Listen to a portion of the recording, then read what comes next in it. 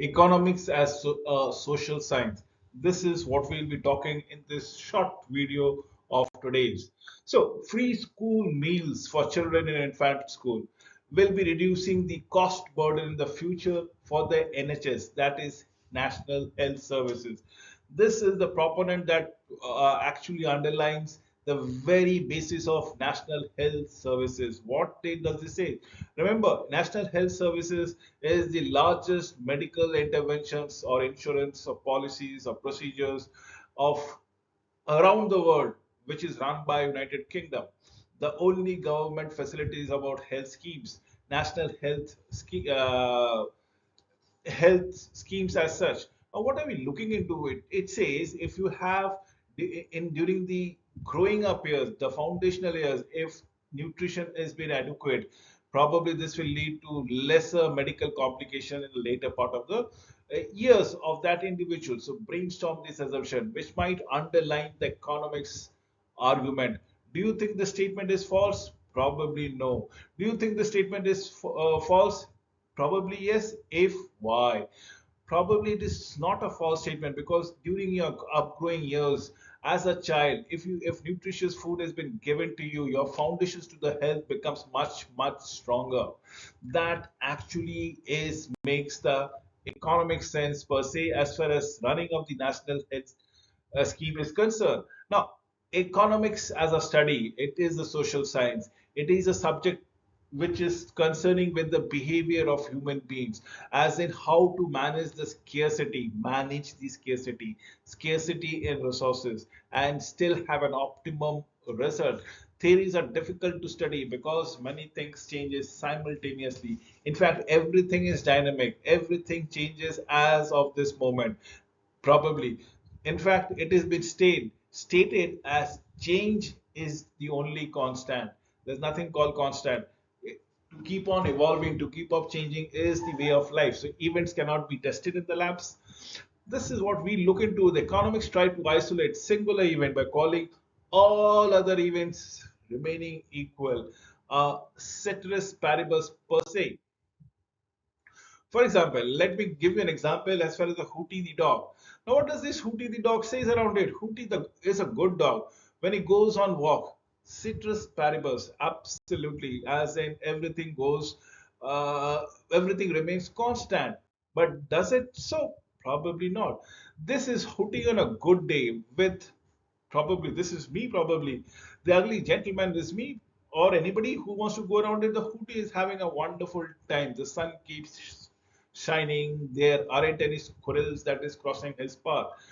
But this is what economics would look into it. Had there been a squirrel, you look what is happening to me. Had there been a thunderstorm, what would happen to Hootie? Hootie cannot be predicted. Hootie's behavior cannot be predicted. But in a perfect sunny day, Hootie is a perfect, nice, little, gentle dog that it is. So, in essence, ceteris paribus allows us to make prediction with confidence about Hootie's behavior during a war, regardless of the environmental circumstances, and that is what needs to be understood as far as economics is concerned. Free school meals for children at infant school will reduce the cost and burden for the future for the national health schemes. This is what we are looking for it. And that is the reason why I've given you a link to the concept of ceteris paribus in economics. Now, there may be a war that starts that burdens the national health scheme. Probably yes. If there's a war, there will be more people wouldn't. There will be more people injured. There will be more people ill. There would be psychological issues. So that is where the resources of national health schemes would be stretched. The medical facilities would be stretched. But there might be an outbreak of a virus in our infant school. Probably yes. Again, it doesn't you cannot give a constant. Remember the example that I said about the Hootie the dog, the perfect gentleman. The population may get even older if people are not dying at the prerequisite age. The lifespan of a human being is elongated. Now, as you elongate it, isn't it becoming a bit of a cumbersome, a bit of a burden for NHS? Now, these are the things that you need to keep in mind. This is citrus paribus as the case might be.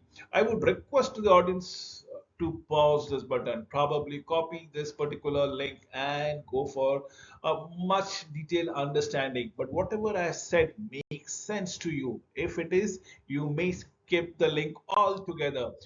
So, is that the case? Ceteris paribus is essential part of basic economic theory. Remember, in perfect conditions, it works. But then conditions are never perfect. You know it, I know it. Life doesn't go as per our plans.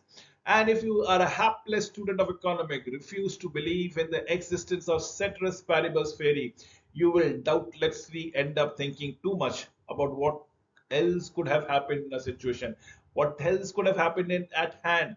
It is a flaw most smart, logical thinking people fall into. On economics exam, it often leads to a wrong answer. It often leads to a bad grade, perhaps. And that is what life is all about here. Economic models are developed to illustrate the economic events, isolating the individual relationships, keeping everything constant. Now, this is where you need to understand. These are then used to make forecasts about one event will affect the others in the future.